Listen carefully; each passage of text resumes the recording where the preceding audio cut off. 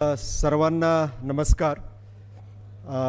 हे जे सत्र आहे हे सत्र म्हणजे शेतीमध्ये ड्रोनचा वापर कसा करावा याविषयी आहे. आणि आत्ताच तुम्ही धनुकाचे प्रतिनिधी श्रीमान जितेंद्र यांच्यासोबत काही चर्चा पण केली आहे आणि त्यांनी तुम्हाला ड्रोनचा वापर शेतीमध्ये कसा करावा आणि त्याचप्रमाणे ड्रोनद्वारे रोजगाराच्या संधी कशा उपलब्ध होऊ शकतील याबद्दल माहिती दिलेली आहे. तर मी काय करेल की या संदर्भात त्यांनी जी दिलेली माहिती आहे ती काही माहिती विस्तृतपणे सांगेल आणि त्यानंतर शेतीमध्ये ड्रोनचा वापर हा का करायला पाहिजे, तो वापर करत असताना त्यामधील आव्हाने कुठली आहे आणि त्यानंतर सन्माननीय महोदयांनी जे 2-3 प्रश्न उपस्थित केले होते त्याच्या अनुषंगाने सुद्धा आपण चर्चा करूया. तर या सादरीकरणामध्ये सर्वप्रथम मी ॲग्रोव्हिजन आणि शेतीसाठी ड्रोन यांचा काय संबंध आहे ते सांगेल. त्यानंतर शेतीमध्ये ड्रोनचा वापर, त्याची फायदे आणि आव्हाने काय आहेत, शेतीसाठी वापरण्यात येणाऱ्या ड्रोनचे प्रकार कुठले आहेत, त्यानंतर फवारणीसाठी शेतीमध्ये ड्रोनचा वापर कसा करावा, फवारणीसाठी ड्रोनचा वापर करत असताना लक्षात घेण्याचे कुठले घटक आहेत, शेतीमध्ये ड्रोनचे काही इतर उपयोगसुद्धा आहे, वेळ मिळालाच ते पण बघू आपण, वेळ मिळाल्यास भविष्यातील दृष्टिकोनसुद्धा बघू आपण, शेतीमध्ये ड्रोनचा वापर कसा करावा. त्यानंतर शेती क्षेत्रामध्ये ड्रोन वापरण्यासाठी महात्मा फुले कृषी विद्यापीठ राहुरी यांनी जे काही उपक्रम हाती घेतलेले आहेत त्या उपक्रमाचा फायदा शेतकरी बंधू भगिनी घेऊ शकतात, त्याविषयी मी थोडक्यात माहिती देईल.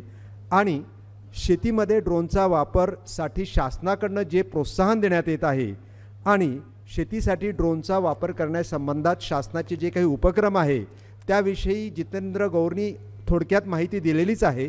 जर आपल्याला वेळ मिळाला तर आपण त्याविषयी सुद्धा चर्चा करूया. मी सर्वप्रथम जे सांगितलं की ड्रोन आणि ॲग्रोव्हिजनचा काय संबंध आहे, खरं पाहिलं तर ॲग्रोव्हिजन फाउंडेशनतर्फे गेल्या 2-3 वर्षापासून ड्रोनचा वापर हा शेतीसाठी कसा करावा तो माननीय नितीनजी गडकरी साहेब यांच्या मार्गदर्शनाखाली चालू आहे. महात्मा फुले कृषी विद्यापीठामध्ये साधारणतः 3 वर्षापासून आम्ही ड्रोनचा शेतीसाठी वापर कसा करावा त्या संदर्भामध्ये जे संशोधन असतं किंवा आपण असं म्हणत असतो की कुठलंही जे नवीन तंत्रज्ञान असतं की बऱ्याच वेळा ते तंत्रज्ञान आपण इतर देशामध्ये वापरलं जातं, त्यामुळे ते तंत्रज्ञान जसंच्या तसं भारतामध्ये आपण वापरण्याचा प्रयत्न करतो आणि ते जे नंतर जे तंत्रज्ञान आहे ते भारतातल्या परिस्थिती आणि इतर देशातील परिस्थिती ही वेगवेगळी असते आणि आपण त्या तंत्रज्ञानाची पूर्णपणे जर कॉपी केली तर मग मात्र ते तंत्रज्ञान भारतामध्ये हे उपयुक्त ठरू शकत नाही. सगळ्यात चांगलं याचं उदाहरण जे आहे ठिबक सिंचन पद्धत आहे. त्या ठिबक सिंचन पद्धतीचा सुद्धा सुरुवातीला आपण इस्रायलमध्ये जे तंत्रज्ञान वापरलं जातं ते जसंच्या तसं वापरण्याचा प्रयत्न केला, त्यामुळे ते सुरुवातीच्या काळामध्ये ते मात्र आपल्याला यशस्वी ठरलं नाही. त्याचप्रमाणे ड्रोन आहे. आत्ताच पहिलेचे जे स्पीकर आहे जितेंद्र यांनी सांगितलेलंच आहे की ड्रोनचा वापर इतर देशामध्ये होतो आहे. तो वापर इथं जसाच्या तसा करायचा प्रयत्न केला तर एखाद्या वेळेस आपल्याला त्यामध्ये यश येणार नाही, कारण भारतामधील परिस्थिती ही फार वेगळी परिस्थिती आहे. तर या संदर्भामध्ये महात्मा फुले कृषी विद्यापीठ असो किंवा अकोल्याचं कृषी विद्यापीठ असो, आमच्या विद्यापीठाची एक जबाबदारी आहे की कुठलंही तंत्रज्ञान जर नवीन येत असेल किंवा सरकारचं त्या तंत्रज्ञानाला प्रोत्साहन मिळत असेल आणि शेतकऱ्यांना त्या तंत्रज्ञानाचा फायदा होत असेल तर शेतकऱ्यांनी ते तंत्रज्ञान कशा प्रकारे वापरायला पाहिजे यावर संशोधन करून त्या संशोधनात आधारित शेतकऱ्यांसाठी काही मार्गदर्शक सूचना करणे ते आमचे कर्तव्य आहे. त्या दृष्टीने आम्ही काही 3 वर्षापूर्वी काम चालू केलं होतं आणि जेव्हा सन्माननीय गडकरी साहेब यांना याविषयी कल्पना दिली आम्ही, तेव्हा त्यांनी महात्मा फुले कृषी विद्यापीठ राहुरीला भेट दिली आणि त्या भेटीच्या दरम्यान त्यांनी आम्हाला फार प्रोत्साहनसुद्धा दिलेलं आहे. आणि त्यामध्ये त्यांनी आमची जी लॅबॉरेटरी आहे की ड्रोन रिसर्चची त्या प्रयोगशाळेला भेट दिली आणि ती प्रयोगशाळेला भेट देत असताना त्यांनी ज्या सूचना केलेल्या आहेत त्यापैकी एक महत्त्वाची जी सूचना आहे महत्त्वाची जी सूचना आहे ती म्हणजे ड्रोनची किंमत. जसं आता महोदयांनी प्रश्न उपस्थित केलेला होता की 3.5 लाख रुपये सध्या ड्रोनची किंमत सांगितल्या जाते आणि आपल्याला कोटेशन 10 लाखाचं मिळते, ते बरोबर आहे आणि ते का मिळतं याविषयी जितेंद्रजींनी काही थोडक्यामध्ये आपल्याला माहितीसुद्धा दिलेली आहे. तर माननीय गडकरी साहेबांनी आम्हाला असं सांगितलं की तुम्ही अशा प्रकारचं संशोधन करा, तुम्ही करा म्हणजे तुम्ही करा, किंवा IIT सारख्या संस्थेचं सहाय्य घ्या, किंवा ड्रोन उत्पादक कंपन्या आहेत त्यांचं सहाय्य घ्या आणि ड्रोनची किंमत ही तुम्ही 2 लाखापर्यंत आणा. सध्या जरी हे शक्य नसेल पण संशोधनाद्वारे हे शक्य होऊ शकेल. तर हा म्हणजे माननीय नितीनजी गडकरी साहेबांनी आम्हाला दिलेली सूचना आहे. त्यानंतर मागील वर्षी जेव्हा ॲग्रोव्हिजनमध्ये त्यांनी आम्हाला सांगितलं की तुम्ही ड्रोनचं प्रत्यक्ष इथं येऊन प्रात्यक्षिक द्या. आता ड्रोनचं प्रात्यक्षिक द्यायला खूप कंपन्या पुढे येत असतात, पण सुरुवातीच्या काळामध्ये आपणाला ड्रोनचं प्रात्यक्षिक द्यायला कुठल्या कंपन्या धजावत नव्हत्या. त्याची अनेक कारणं आहेत, पण आम्ही मागील वर्षी या संदर्भामध्ये इथं जी ॲग्रोव्हिजनची कार्यशाळा झाली तेव्हा आमची पूर्ण टीम महात्मा फुले कृषी विद्यापीठ राहुरीवरून इथं आली आणि त्यांनी माननीय मंत्री तोमर साहेब यांच्या हजेरीमध्ये, यांच्या उपस्थितीमध्ये एक आम्ही या ठिकाणी ड्रोनचं आम्ही एक प्रात्यक्षिकसुद्धा दिलं ॲग्रोव्हिजनला. आणि त्या प्रात्यक्षिकानंतर माननीय गडकरी साहेबांनी एक व्याख्यान दिलं, त्यामध्ये त्यांनी एक महत्त्वाचे मुद्दे उपस्थित केलेले आहेत, ते तुम्ही त्यांच्या तोंडूनच ऐका.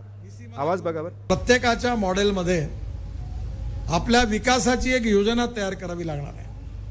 मी आता राहुरी कृषी विद्यापीठात VC मला घेऊन गेले, मी ड्रोन पाहिले स्प्रेइंग करणारे, आणि त्यावेळी त्या ड्रोनची किंमत त्यांनी 8 लाख आहे म्हणे, आता आम्ही 5 लाखावर आणली. मी म्हटलं 1.5 लाखावर आली पाहिजे. ते म्हणाले कसं? तर मी म्हटलं हे जे ड्रोनचं इंजिन आहे हे लिथियम आयन बॅटरीवर आहे. म्हणाले शेतकऱ्याचं फ्युएल आहे, म्हणजे शेतकऱ्याचं पेट्रोल डिझेल म्हणजे कोणतं? तर इथेनॉल आहे. आणि ते लावलं तुम्ही तर हे इंजिन 1.5 लाखात हा ड्रोन तयार होईल. आणि मी आता महाराष्ट्राचे कृषी मंत्री दादा भुसे माझ्याबरोबर, त्यांना सांगितलं तुम्ही योजना तयार करा की प्रत्येक गावात 4 तरुण मुलांना ड्रोन द्यायचे, आणि ते जे ड्रोन आहे ते गावातलं पूर्ण स्प्रेइंगचं काम, फवारा मारायचं काम हे ड्रोनच्या मार्फत सगळ्या शेतीवर करायचं. 1.5-2 लाखातला ड्रोन असेल तर त्याचा इफेक्ट कसा आहे, त्याचा स्टडी आहे. साहेब सांगतील की त्याचा खर्चही कमी आहे, प्रभाव जास्त आहे, वेस्टेज नाही आहे. आणि ड्रोननी स्प्रेइंग केल्यावर मी ते डोळ्यांनी पाहिलं आत्ता राहुरीत, आणि त्यामुळे टेक्नॉलॉजीचा उपयोग माननीय गडकरी साहेबांनी 1.5 मिनिटामध्येच आपल्याला ड्रोनचे फायदे पण सांगितले, ड्रोन वापरून रोजगाराच्या संधी कशा उपलब्ध करता येईल ते पण सांगितलं, आणि त्याचप्रमाणे ड्रोनच्या किमती कमी करणे आणि ते वापरण्यासाठी आपल्याला प्रोत्साहन दिलेलं आहे. आता सर्वप्रथम ज्यांना इथं ड्रोनविषयी फार माहिती नाही आहे तर त्यांच्याविषयी मी काही सांगू इच्छितो. शेतीमध्ये ड्रोन आपण कुठल्या कारणासाठी वापरू शकतो? सर्वप्रथम म्हणजे सध्या जो विषय मुख्यत्वे करून चर्चा केला जातो तो म्हणजे वेगवेगळ्या प्रकारच्या फवारणीसाठी आपण शेतीमध्ये ड्रोनचा वापर करू शकतो. सर्वप्रथम एक गोष्ट लक्षात आपल्याला घ्यायला पाहिजे, ड्रोन हे एक वाहन आहे. ड्रोनद्वारे फवारणी करतो म्हणजे काय करतो आपण? ड्रोन हे एक वाहन आहे, हवेतून चालणारे वाहन आहे, त्यावर आपण फवारणी देण्याची एक सुविधा जसं आहे स्प्रे नॉझल्स ते बसवतो आणि त्याद्वारे आपण फवारणी करतो. तर ड्रोनद्वारे आपण एकतर कुठल्याही खताची जे की पाण्यामध्ये विरघळू शकतं आणि वेगवेगळ्या प्रकारच्या रसायनाची आपण फवारणी करू शकतो. हा एक मुख्य उपयोग जो ड्रोनचा सध्या आपण भारतामध्ये अवलंबला जातो. आणि त्याचप्रमाणे आपल्याला अजून ड्रोनचे वेगवेगळे उपयोग आहेत, जसं सीडिंग म्हणतो की आपण पेरणी करणे, किंवा आपण जे पक्षी आहेत जे आपल्याला वाटतं की आपल्या अन्नधान्याचं नुकसान करत आहेत त्यांना घाबरवून परतवण्यासाठी सुद्धा आपण ड्रोनचा वापर करू शकतो. याचं एक उदाहरण म्हणजे कोविडच्या काळामध्ये जो लोकस्ट आपल्या भारतामध्ये येऊ घातला होता पाकिस्तानकडच्या बॉर्डरवरनं, तर त्यामध्ये त्यांना परतून लावण्यासाठी आपण ड्रोनचा हा यशस्वीपणे वापर केला. तर ही ड्रोनची काही जे वापर आहेत ते म्हणतो आपण निविष्ठाचा वापर करण्यासाठी. निविष्ठामध्ये आपल्याला बिया आहेत, वेगवेगळ्या प्रकारची रसायने आणि खते आहे. त्याचसोबत ड्रोनचा वापर हा तेवढ्यापुरताच मर्यादित नसून ड्रोनचा वापर आपणाला वेगवेगळ्या प्रकारचे नकाशे काढणे यासाठी होतो. त्यानंतर ड्रोनचा वापर आपणाला शेतामध्ये पीक कुठलं घेतलं आहे ते ओळखण्यासाठी होतो. ड्रोनचा वापर शेतामधील पीक कुठल्या अवस्थेमध्ये आहे हे त्वरित माहिती करून घेण्यासाठी होतो. त्यानंतर ड्रोनचा वापर आपणाला पिकाला खताची आवश्यकता आहे की नाही हे माहिती करून घेण्यासाठी होतो. ड्रोनचा वापर आपणाला शेतीमध्ये कुठल्या रसायनाची फवारणी करायची आहे ते माहिती करून घेण्यासाठी होतो. ड्रोनचा वापर जो आहे आपणाला शेतीमधील उत्पादन जे आहेत त्याचा अंदाज घेण्यासाठी होतो आणि त्याद्वारे ड्रोनचा वापर हे पिकाचं जे इन्शुरन्स आहे त्या इन्शुरन्सविषयी जे नॉलेज बेस आहे आपण माहिती म्हणतो ती निर्माण करण्यासाठी होऊ शकतो. असे ड्रोनचे वेगवेगळे विविध प्रकार आहे, पण हे फक्त आपणाला 2 भागामध्ये आहे. मी तुम्हाला मुद्दाम एक डावा आणि उजवा दाखवला. म्हणजे मी तुम्हाला सुरुवातीलाच सांगितलं ड्रोन हे एक वाहन आहे. ड्रोनच्या वाहनावर विविध प्रकारच्या निविष्ठा म्हणजे खते किंवा रसायने किंवा बिया बसवण्याचं जर आपण यंत्र त्यावर स्थापित केलं तर ड्रोनचा वापर आपणाला त्या निविष्ठा शेतामध्ये टाकण्यासाठी होतो. आणि दुसरा म्हणजे ड्रोनवर आपण विविध प्रकारचे कॅमेरे जर बसवले तर त्या कॅमेऱ्याच्या साह्याने आपणाला नकाशे काढणे, पीक ओळखणे, पिकाच्या वाढीच्या अवस्था, त्यानंतर पिकाला रसायनाची किती आवश्यकता आहे, खताची किती आवश्यकता आहे, पिकाचं अंदाजित उत्पादन किती येऊ शकेल इत्यादी अनेक बाबीसाठी ड्रोनचा वापर होऊ शकतो. आपण सध्या ड्रोनचा वापर या सर्व बाबीसाठी जरी केला नसेल तर ज्या प्रकारचं शासनाचं प्रोत्साहन आहे आणि ज्या प्रकारे वेगवेगळ्या विद्यापीठामध्ये संशोधन चालू आहे त्यावरून तुमच्या एक गोष्ट लक्षात येईल की पुढील 3-4 वर्षामध्ये ड्रोन हा शेतीमधील एक मुख्य अंग होऊ शकेल. एक उदाहरण मी तुम्हाला ट्रॅक्टरचं देतो. माझ्या लहानपणी जेव्हा ट्रॅक्टर बाजारामध्ये आले तेव्हा ट्रॅक्टरचा उपयोग हा फक्त नांगरणीसाठीच होऊ शकतो असं वाटायचं आणि एखाद्या तालुक्यामध्ये तेव्हा 2-3 ट्रॅक्टर होते. त्यानंतर कालांतराने एका खेड्यामध्ये एक ट्रॅक्टर यायला लागलं, पण त्यानंतर कालांतराने ट्रॅक्टरचे बहुविध आपणाला उपयोग होऊ लागले आणि तुम्ही आता बघू शकता की ट्रॅक्टर हा शेतीमधील एक महत्त्वाचं अंग आहे. ट्रॅक्टरद्वारे आपणाला अनेक कार्य करता येतात. त्याचप्रमाणे पुढील 4 ते 5 वर्षामध्ये आपणाला ड्रोनद्वारे सुद्धा अनेक कार्य करू शकता येईल आणि ड्रोन हा शेतीमधील एक महत्त्वाचा घटक बनलेला आपणाला आढळेल. आता सध्या ड्रोनचा वापर आपण फवारणीसाठी करतो. फवारणीसाठी का करतो त्याचे अनेक फायदे आहेत. त्यामधील काही फायदे मी तुम्हाला सांगू इच्छितो. एक म्हणजे ड्रोनचा वापर जेव्हा आपण रसायने फवारणीसाठी करत असतो आणि रसायने हे विषारी असतात आणि जेव्हा ते आपल्या संपर्कामध्ये येतात तेव्हा आपणाला इजा पोचू शकतं.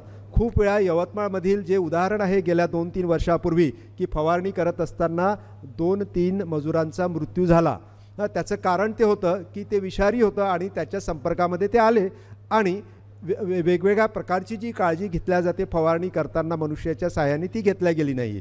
तर ड्रोनचा मुख्य एक फायदा असा आहे की ड्रोनद्वारे रसायनाची फवारणी करत असताना मनुष्याचा प्रत्यक्ष जे विषारी रसायन आहे त्याला संपर्क येत नाही. हा एक महत्त्वाचा फायदा आहे. आणि ड्रोनद्वारे फवारणी करत असताना त्याचा वेग खूप आहे. म्हणजे मी इथं दाखवलेलं आहे की ड्रोनद्वारे आपण एका दिवशी 20 ते 40 एकरपर्यंत फवारणी करू शकतो. जेव्हा एखाद्या पिकावर आपणाला पेस्टिसाईड किंवा इन्सेक्टिसाईड द्यायचे आहेत तेव्हा जर त्याला उशीर झाला तर काय होईल की आपल्याला शेतामधील जे पीक आहे ते पीक ज्या किडी आहेत त्या खाऊन फस्त करून टाकेल. कारण मनुष्याने जर आपण आपल्या पाठीवरच्या स्पेअरच्या द्वारे फवारणी करायचा प्रयत्न केला तर आपण पूर्ण शेत किंवा तो पूर्ण भाग त्यावर फवारणी करतपर्यंत पूर्ण शेत जे आहेत त्या शेताचा पिकाचा अपव्यय होईल. पण ड्रोनद्वारे आपण एका दिवसात 20 ते 40 एकर फवारणी करू शकतो. तर आपण 2 ते 3 दिवस घेतला आणि 2 ते 3 ड्रोन घेतले तर पूर्ण गावामध्ये आपण त्या रसायनाची फवारणी करू शकतो. हा दुसरा एक मुख्य फायदा आहे. ड्रोनद्वारे फवारणी करत असताना सध्या तरी असं आढळलं आहे की आपण 5 ते 10% रसायनाच्या वापरामध्ये बचत करू शकतो. साधारणतः रसायने जवळपास तेवढीच लागतात पण व्यवस्थित फवारणी केली तर 5 ते 10% आपल्याला बचत होते. चौथा एक मुख्य फायदा जो आहे तो म्हणजे ड्रोनद्वारे पाण्याची खूप बचत होते. 90% पाण्याची बचत ही ड्रोनच्या वापरामुळे होते. ड्रोनद्वारे फवारणी केली तर आपल्याला एवढी बचत मिळू शकते. आणि या सर्व तंत्रज्ञानाचा जर व्यवस्थितपणे वापर केला तर आपल्याला हे तंत्रज्ञान वापरण्यासाठी आर्थिकदृष्ट्या फायदेशीर सुद्धा आहे. त्याचं एक गणित आहे, मी तुम्हाला वेळ मिळाला तर दाखवेल किंवा ज्यांना यामध्ये उत्साह आहे त्यांनी माझं जे सादरीकरण आहे ते तुम्ही कॉपीसुद्धा घेऊ शकता. आणि त्यानंतर सगळ्यात महत्त्वाचा फायदा जे अनेक जण सांगतात, सन्माननीय गडकरी साहेबांनी सुद्धा आत्ताच सांगितलेलं आहे की आपणाला स्थानिक स्तरावर याचा रोजगार मिळू शकतो. बऱ्याच वेळा तुम्ही असं म्हणाल की ड्रोनद्वारे मग जे सध्याचं मनुष्यबळ आहे, लेबर काय करतील. आता सकाळच्या सत्रामध्ये आपल्याला सन्माननीय पाशा पटेल साहेबांनी जे शेतीमधील 3 मुख्य आव्हाने आहेत त्यामध्ये एक आव्हान असं सांगितलं होतं की आपणाला मजुराचा जो पुरवठा आहे तो शेतीमध्ये योग्य प्रकारे होत नाही आणि या दालनामध्ये बसलेल्या 100% शेतकऱ्यांनी किंवा लोकांनी याला सहमती दर्शवलेली आहे. तर आपणाला जे शेतीमधील जे कठीण कामं आहेत, आता शेतीमधील सर्वच कामे कठीण आहे, आपण पूर्वी करत होतो, पण कालांतराने आपणाला तंत्रज्ञानाची सवय लागल्यामुळे आपण शेतीमधील कठीण कामं पुढे करायला कोणी समोर येत नाही. फवारणी हे एक शेतीमधील कठीण काम आहे आणि आपणाला त्यासाठी लेबर मिळत नाही. पण तेच मनुष्यबळ आपण जर ड्रोनमध्ये जे स्थानिक स्तरावरील रोजगाराच्या संधी आहे त्याकडे वळवलं तर मात्र त्या प्रकारचा रोजगार हे आपलं मनुष्यबळ करू शकतो. उदाहरण झालं तर पाठीवर नॅपसॅक स्प्रेअर घेऊन फवारणी करण्यापेक्षा एखादा आपला जो बंधू भगिनी आहे ती एखाद्या एअर कंडिशन रूममध्ये बसून ड्रोनचं तंत्रज्ञान निर्माण करू शकेल किंवा ड्रोन बिघडला तर त्याची दुरुस्ती करू शकेल. आणि आपल्याला तेच हवं आहे. आपल्याला फक्त आपला स्वतःला नाही, इथं बसलेल्या लोकांना, शेतकऱ्यांना पण आणि त्याचसोबत शेतमजुरांना एक जे काम करतात त्या कामाची डिग्निटीसुद्धा त्यांना द्यायची आहे. आणि ड्रोन हे एक असं तंत्रज्ञान आहे की ते देऊ शकतं, पण त्याचसोबत आव्हानेसुद्धा अनेक असतात. की आपण असं म्हणतो की एखादं तंत्रज्ञान आहे, त्याचे फायदे आहेत, त्या तंत्रज्ञानाचा आर्थिकदृष्ट्या पण फायदा होत असतो, पण त्या तंत्रज्ञान निर्माण वापरण्यासाठी काही आव्हाने आहेत आणि त्या आव्हानावर मात करण्याचं काम हे मात्र आपलं आहे. तर सध्या परिस्थितीमध्ये जी काही आव्हाने आहेत ती या प्रकारे आहेत की ड्रोन जेव्हा आपण वापरतो, तुम्ही पुढच्या 5-6 स्लाईडमध्ये बघणार की ड्रोन वापरताना आपल्याला नेटवर्क पाहिजे असते. कुठलंही तंत्रज्ञान असेल, आता तुम्ही कुठलंही अद्ययावत तंत्रज्ञान वापरा, त्यामध्ये कनेक्टिव्हिटी ही सगळ्यात महत्त्वाची आहे. कनेक्टिव्हिटी नसेल तर आपणाला कुठल्याही प्रकारचं अद्ययावत तंत्रज्ञान वापरता येत नाही. पण सुदैवाने भारत सरकारने याबाबत खूप मोठी प्रगती केलेली आहे आणि ही जी कनेक्टिव्हिटी आहे ही काही वर्षातच देशातल्या कानाकोपऱ्यामध्ये पोहोचेल. पण सध्या परिस्थितीमध्ये तशी परिस्थिती नाही.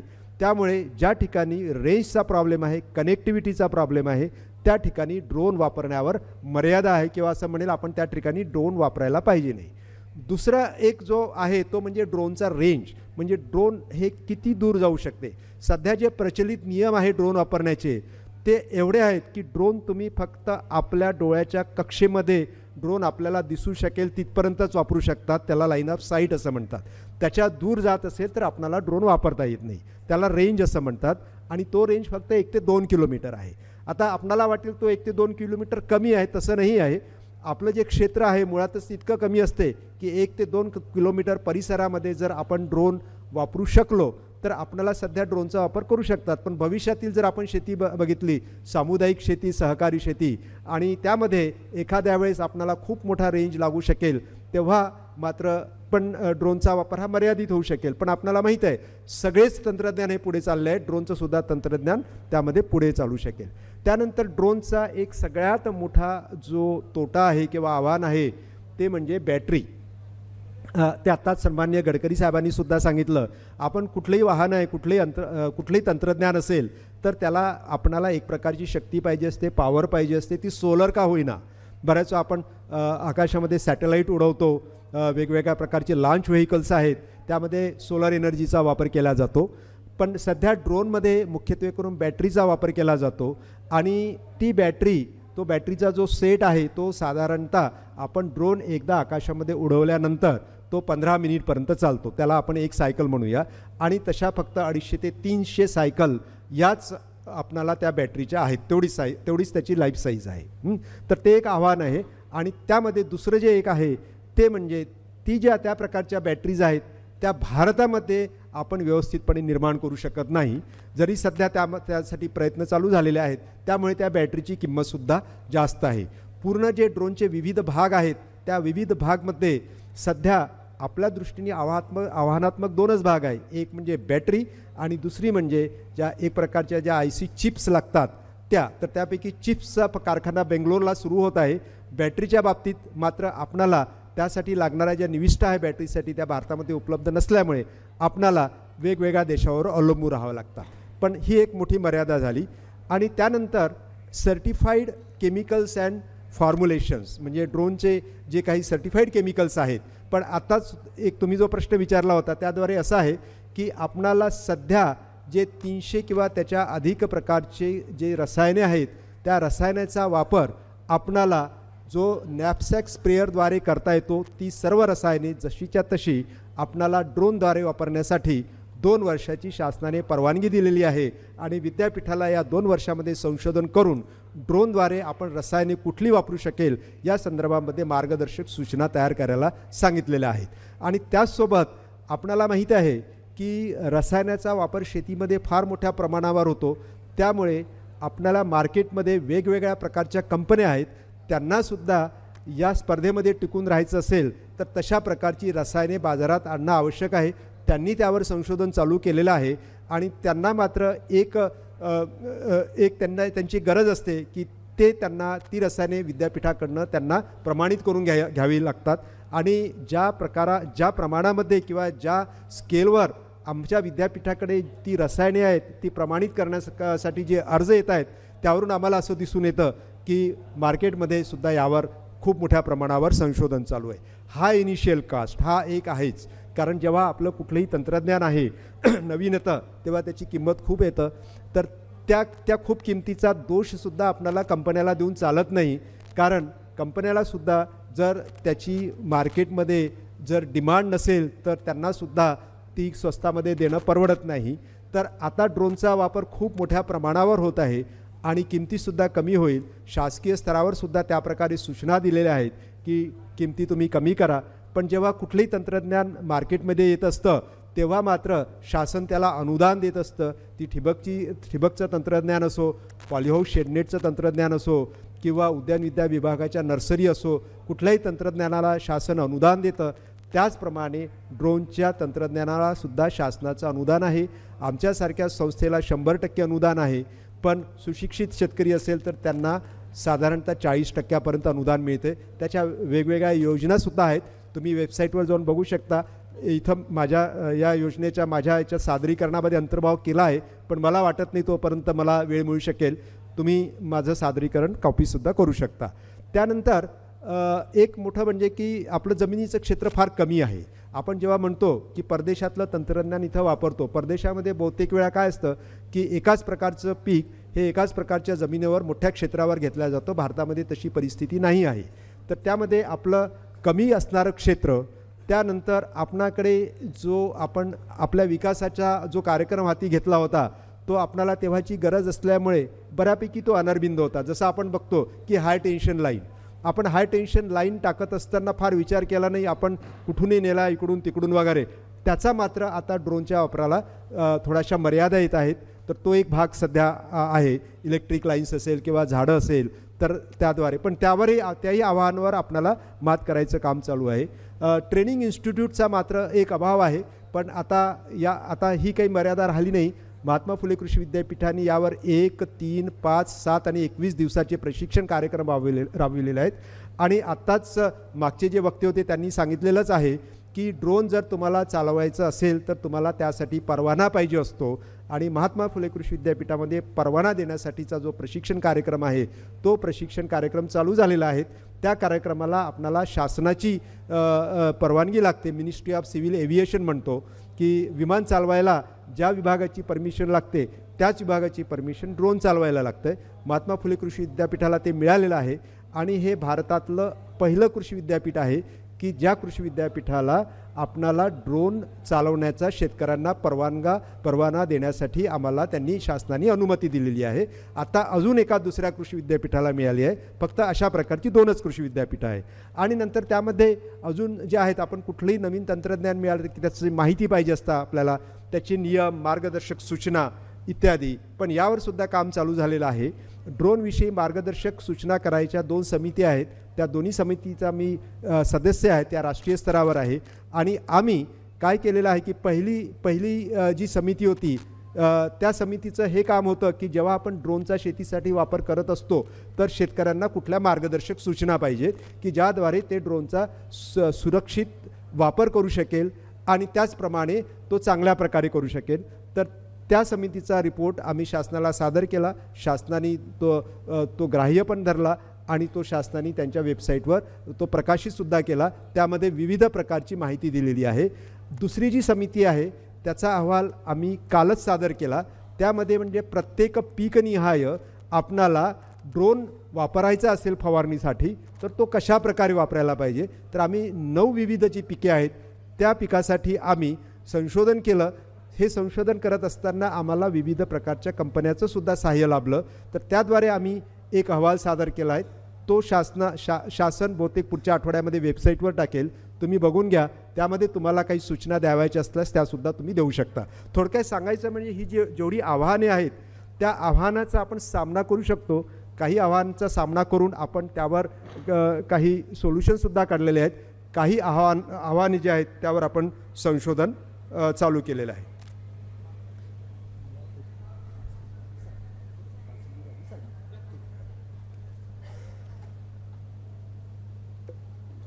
ड्रोनचे विविध प्रकार. ड्रोनचे अनेक प्रकार आहेत. तसं पाहिलं तर ड्रोन हे तसं पाहिलं तर विमानच आहे. तर त्या विविध प्रकारापैकी यामध्ये तुम्हाला रोटरी ड्रोन जो आहे तो तुम्ही सगळीकडे बघतात.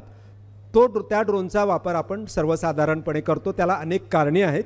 त्याशिवाय आपल्याला फिक्स विंग ड्रोन आहे, हायब्रिड ड्रोन आहे. फिक्स विंग ड्रोन म्हणजे विमानच झालं आहे. जसं विमान धावपट्टीवरनं धावतं आणि त्यानंतर थोड्या वेळाने ते हवेत झेपावतं. त्याच प्रकारे हे फिक्स विंग ड्रोन हे काम करत असतो. त्याच्या काही मर्यादा आहेत पण ते वापरायला किफायतशीर पण आहेत. पण सध्या परिस्थितीमध्ये आपणाला शेतीमध्ये फवारणी करायची असेल तर त्या ड्रोनच्या मूव्हमेंटवर किंवा हालचालीवर आपल्याला लक्ष ठेवावं लागतं. आपल्याला पाहिजे त्या प्रकारे ड्रोनची दिशा, पाहिजे त्या उंचीवर ड्रोन न्यायचा असतो, पाहिजे त्या प्रकारे फवारणी करायची असते.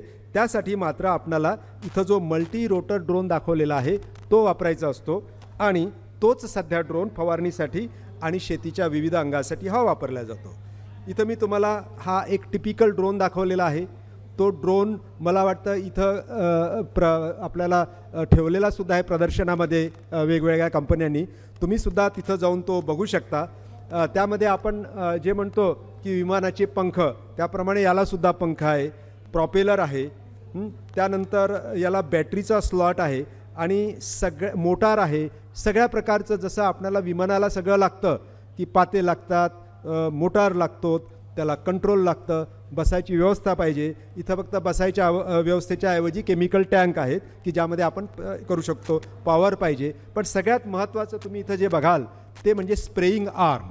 तो महत्त्वाचा आहे. मी तुम्हाला पहिलेच सांगितलं होतं की ड्रोन आपण हे एक वाहन म्हणून वापरतो, हवेत चालणारं वाहन. आणि हवेतून आपल्याला फवारणी करायची असेल तर ड्रोनवर आपल्याला स्प्रेइंग आर्म हा बसवावा लागतो आणि हा एक महत्त्वाचा घटक आहे. आणि त्या स्प्रेइंग आर्मवर नोझल असतात. तर बऱ्याच वेळा स्प्रेयर्स जे आहेत तुम्ही जे पाहिलेले आहेत मोटार, याला 4 मोटारी आहेत. याला क्वाड्रा कॅप्टर असं म्हणतात. बऱ्याच वेळा तुम्ही जेव्हा मार्केटमध्ये जातात तुम्हाला 2 टर्मिनॉलॉजी किंवा 3-4 प्रकारचं तुम्हाला शब्द ऐकायला मिळेल. एक म्हणजे रोटरी ड्रोन. रोटरी ड्रोन म्हणजे या प्रकारचा ड्रोन. त्याला अशा अनेक मोटारी आहेत, अनेक पंख आहेत. तुम्हाला विमानामध्ये एकच पंख मिळतं. या ठिकाणी मात्र तुम्हाला अनेक पंख आहेत आणि एकापेक्षा जास्त मोटारी आहेत, रोटर्स आहेत. त्याला आपण मल्टी रोटर ड्रोन असं म्हणतो. हा एक झाला. दुसरा तुम्हाला क्वाड्राकॉप्टर हा एक तुम्हाला शब्द ऐकायला मिळेल. याचा अर्थ ज्या ठिकाणी 4 मोटारी आहे. हा जो आहे तो क्वाड्राकॉप्टर आहे. आणि हेक्झाकॉप्टर 6 आणि ऑक्टाकॉप्टर 8. 4, 6, 8 मोटारीप्रमाणे त्याला आपण क्वाड्राकॉप्टर, हेक्झाकॉप्टर आणि ऑक्टाकॉप्टर असं म्हणतो. अर्थात जेव्हा मोटारी कमी असतात म्हणजे क्वाड्राकॉप्टर किंमत कमी असते, ऑक्टाकॉप्टरमध्ये किंमत जास्त असते. पण किंमत जास्त असताना फायदे पण असतात. त्याची स्टॅबिलिटी फार असते. जेव्हा आपण ड्रोन आपण हवेत उडू किंवा आपण विमान जेव्हा हवेमध्ये जात असतं, ज्यांनी विमानाचा प्रवास अनेक वेळा केला असेल त्यांच्या लक्षात येईल बऱ्याच वेळा असं टर्ब्युलन्स झालं की विमान असं हालतं. पण मोठं विमान असेल तर ते हालत नाही. त्याच प्रकारे आहे इथं. जो छोटा म्हणजे क्वाड्राकॉप्टर ड्रोन असेल तर मग मात्र हवेत उडवताना आपणाला तो स्टेबल नसतो. तो इच्छित स्थळी लगेच जाऊन पोहोचू शकत नाही. पण आपण ऑक्टाकॉप्टर वापरला तर तो स्टेबल असतो. तर आपण ड्रोन वापरताना याची पण काळजी घ्यायला पाहिजे असते. म्हणजे आपल्याला एकतर रोटरी ड्रोनच वापरायचा आपल्याला फवारणीसाठी, पण तो आपल्याला ऑक्टा वापरायचा आहे, हेक्झा वापरायचा आहे, क्वाड्रा वापरायचा आहे, तो आपल्याला ठरवायचा आहे. त्याचप्रमाणे आपण हा ड्रोन फवारणीसाठी वापरतो. फवारणी ज्यातून करतो ते म्हणजे नॉझल, आणि जे नॉझल आपण ज्याच्यावर बसवतो तो म्हणजे स्प्रेइंग बूम. या गोष्टी महत्त्वाच्या आहेत. पण सध्या परिस्थितीमध्ये संशोधनाद्वारे असं दिसून आलं की 4 ते 5 प्रकारचे नॉझल्स आपण वापरू शकतो. त्यामध्ये फ्लॅट पॅन प्रकारचा जो नॉझल आहे तो मुख्यत्वे करून वापरला जातो. याचं एक प्रमुख कारण पण आहे. आपण जेव्हा ड्रोनद्वारे फवारणी करतो आणि नॅपसॅक स्प्रेअरद्वारे फवारणी करतो त्यामध्ये फरक आहे. आपल्याला ड्रोनद्वारे थ्रस्ट मिळतो आणि ड्रोनद्वारे जो फवारा येतो तो नॅपसॅक स्प्रेअरद्वारे जो फवारा येतो त्याच्यापेक्षा त्याचे जे बिंदू आहेत ते फार कमी आकाराचे असतात आणि त्यामुळे आपल्याला कमीत कमी पाण्यामध्ये आपण जास्तीत जास्त परिणामकारक फवारणी करू शकतो. तर त्याचंच उदाहरण म्हणजे आपल्याला 10 लिटर एका एकरला पाणी पाहिजे असतं, पण जेव्हा आपण नॅपसॅक स्प्रेअरद्वारे आपण 100पेक्षा जास्त लिटर पाणी पाहिजे असतं. पण पाणी हे मात्र आपल्याला हे पूर्णपणे प्युअर पाहिजे असतं. एवढी मात्र आपल्याला काळजी घ्यायची असते. तर त्याचं जे यश आहे ते ड्रोनवर आपण जी स्प्रेइंग बूम बसवलेली आहे त्याच्यावर आहे. आता सध्या तुमच्या लक्षात येईल की डावीकडे एक स्प्रेइंग बूम आहे, उजवीकडे आहेत, दोन्हीकडे 2-2 नॉझल्स बसवलेले आहेत. बऱ्याच वेळा डायरेक्ट मोटारच्या खाली सुद्धा आता नॉझल्स बसवलेले जातात. तर जेव्हा तुम्ही मार्केटमध्ये जाल तेव्हा तुम्हाला स्प्रेइंग बूम जी दिसेल ती अशा प्रकारे दिसेल किंवा मोटारच्या खाली सरळ आपणाला नोझल्स बसवलेले दिसतील. या सगळ्यांची माहिती यासाठी की ज्यांनी ड्रोनचा वापर करायचं ठरवलेलं आहे त्यांना जेव्हा तुम्ही मार्केटमध्ये जाता तेव्हा तुम्हाला या संदर्भात थोडक्यात माहिती असणं आवश्यक आहे. विस्तृत माहिती तुम्हाला वेगवेगळ्या प्रशिक्षणाद्वारे मिळू शकेल. त्यानंतर ड्रोन मी तुम्हाला सुरुवातीलाच सांगितलं होतं की ड्रोन हा जो शेतीसाठी वापर करत असतो तो एक मोठा विषय आहे. आपणाला 15 मिनिट अर्धा तास यामध्ये पूर्णपणे माहिती देता येणार नाही, पण इच्छित जी माहिती आहे तुम्हाला तीच मी माहिती देण्याचा प्रयत्न करत आहो. की आपण जेव्हा ड्रोनद्वारे फवारणी करत असतो तेव्हा या प्रकारे 8 प्रकारच्या स्टेप्स आहेत, या आम्ही तयार केलेल्या आहेत. त्याची आपणाला व्यवस्थित अंमलबजावणी करायची आहे. जरी या 8 प्रकारच्या जरी दिसत असेल पण जेव्हा आपण ड्रोनचा प्रत्यक्ष वापर करू तेव्हा आपणाला या एकाच झटक्यामध्ये करता येईल. त्यापैकी सर्वात पहिलं म्हणजे ड्रोनचं कॅलिब्रेशन करायचं असतं. किंवा तुम्ही पुढे जाऊन बघाल तेव्हा माझं क्षेत्र जर 100 बाय 100 मीटरचं आहे तर मी ड्रोन इथून उडवतो तर ते माझं त्याच ठिकाणी जाऊन फवारणी चालू व्हायला पाहिजे असते शेताच्या. म्हणजे आपल्याला GPS कोऑर्डिनेटचं मॅचिंग करायचं असते, त्याला आपण कॅलिब्रेशन म्हणतो. ते कॅलिब्रेशन करायचं असते, त्याची एक पद्धत आहे ती सुद्धा तयार केलेली आहे. त्यानंतर प्री फ्लाईट चेक, जसं विमानाचं चेक असतो तसंच आहे की आपल्याला बॅटरी व्यवस्थित आहे की नाही, पंखे चालू आहे की नाही, किंवा एखादा पंखा फिरतच आहे की नाही, किंवा नॉझल जो आहे त्यातनं पाणी देतं की नाही, त्याला आपण प्री फ्लाईट चेक म्हणतो. आणि दुसरं फ्लाईट प्लॅनिंग. तर यामध्ये मी तुम्हाला जे दाखवलं आहे ते शेत आहे. ते शेत जे आहेत त्याची आपल्याला आखणी करायची असते. ती आखणी करायला आपल्याला शेतात जायचं काम नाही आहे. ड्रोनसोबत आपल्याला जो कंट्रोलर मिळतो हा एक कंट्रोलर आहे. तो कंट्रोलर म्हणजे सर्वसाधारणपणे खेळण्यातलं जे टॉय आहे, टॉयमधलं जो रिमोट कंट्रोल असतो तोच आहे. तर त्या रिमोट कंट्रोलद्वारे आपणाला आपला शेताची आखणी आपणाला ड्रोनवर करता येतं. एकदा आखणी झाली की आपलं काम संपलं. मग त्यानंतर आपल्याला इनपुट फिलिंग करायचं असते. म्हणजे आपणाला कुठल्या प्रकारचं रसायन त्यामध्ये वापरायचं आहे त्याचं ते भरायचं आहे. त्यानंतर मग सेटिंग ऑफ फ्लाईट पॅरामीटर्स, म्हणजे आपल्याला फक्त शेताची आखणी करून चालत नाही. तो ड्रोन आपल्याला 3 मीटर उंचीवर चालवायचा आहे, 4 मीटर उंचीवर चालवायचा आहे, कुठल्या स्पीडनी चालवायचं आहे याचा आपल्याला ते पॅरामीटर्स आपल्याला सेट करायचे असतात. त्याच्या आम्ही मार्गदर्शक सूचना केलेल्या आहेत, त्यासुद्धा आपल्याला वेबसाईटवर मिळेल. एकदा फ्लाईट पॅरामीटर्सचं सेटिंग झाल्यानंतर मग मात्र आता रेडी टू टेकअप आहे. आपण इथं 4-5 जणं दाखवले आहेत, एवढ्या जणांची आवश्यकता नाही आहे. सध्या ड्रोन हा फॅन्सी विषय आहे. आम्ही जिथं जिथं जाऊन ड्रोनचे प्रयोग घेतो किंवा प्रात्यक्षिक घेतो त्या ठिकाणी खूप जणं जमा होतात आणि सगळ्यांना उत्सुकता असते. तर एकदा रेडी टू टेकअप झालं की मग मिशन स्टार्ट, म्हणजे मिशन स्टार्ट झालं आहे. आपण एकदा रिमोटवरचं विशिष्ट बटन दाबलं की तो ड्रोन फवारणीसाठी उडतो आणि मग जे आपण मॅपिंग केलं आहे बरोबर तिथं जाऊन तो मॅप होतो. आणि त्यानंतर जर आपणाला काही शेतकरी संशोधन पण करतात. तुम्हाला जर माहिती करून घ्यायची असेल की खरोखरच 10 लिटर पाणी मी वापरलं एका एकरला, खरोखरच फवारणी झाली की नाही, तर ते माहिती करण्यासाठी तुम्हाला विशिष्ट प्रकारचे कागद मिळतात. ते जर तुम्ही शेतात वेगवेगळ्या ठिकाणी ठेवले आणि त्यावर तुम्हाला अशा प्रकारचे टिंब दिसले तर तुम्ही असं म्हणा की फवारणी ही प्रभावीपणे झालेली आहे. आणि अशा प्रकारचे कागद तुम्ही नॅपसॅक स्प्रेअर फवारणी करत असताना ठेवले तर तुम्हाला मिळणार नाही. म्हणजे 10 लिटर पाण्यामध्ये आपल्याला प्रभावीपणे फवारणी करता येतं. आता याविषयी काही स्पेसिफिकेशन आहे, मी त्याच्या डिटेलमध्ये जाणार नाही. तर आम्ही एक प्रकारचं कॅल्क्युलेशन केलेलं आहे इथं की 1 एकर क्षेत्र असेल तर साधारणतः 3.5 तासामध्ये तुम्हाला 10 एकर क्षेत्र जे आहेत त्या क्षेत्राची फवारणी करता येतो. तुम्हाला 7 तास जर मिळाले तर तुम्ही 20 एकरपर्यंत जाऊ शकता. तर यामध्ये मी तुम्हाला एक दाखवलेलं आहे की बॅटरी जी आहेत ती बॅटरी मात्र आपणाला एक 15-16 मिनिट चालतं आणि आपणाला एका एकरवर फवारणी करायला 6 ते 7 मिनिट लागतात. कारण 10 लिटरचीच टँक असते. जास्त टँक वापरली तर मग आपल्याला ड्रोन जास्त अधिक शक्तीचा पाहिजे असतो. 10 लिटरची टँक आपणाला 1 एकर फवारणीसाठी चालतो. 6 ते 7 मिनिटामध्ये ती फवारणी होते.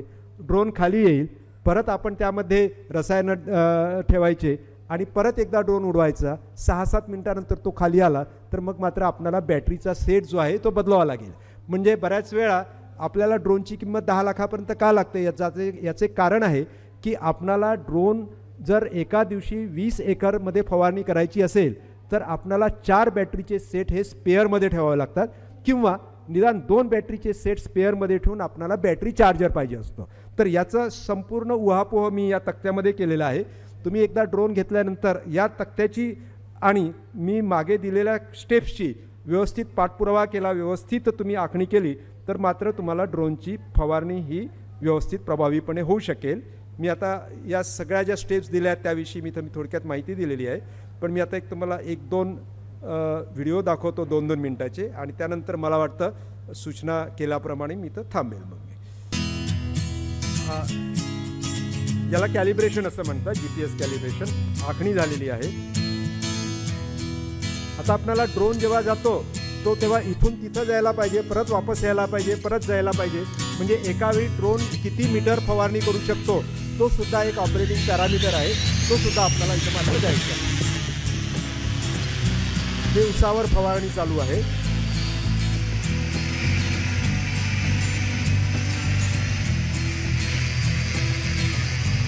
सहा ते 7 मिनिटानंतर यामधील जे द्रव्य आहे ते संपलं. त्याच्यामुळे ड्रोन हा आम्ही वापस बोलवलेला आहे आणि हे सगळं आपल्याला ॲटोमॅटिक करता येतं. म्हणजे यामध्ये आपल्याला काहीच करायचं नाही. एकदा ड्रोन उडाला की तो संपूर्ण कार्य करूनच परत येतो. हे कांदा पीक आहे. प्रत्यक्ष शेतामध्ये तो सगळ्या प्रकारचं काम करेल.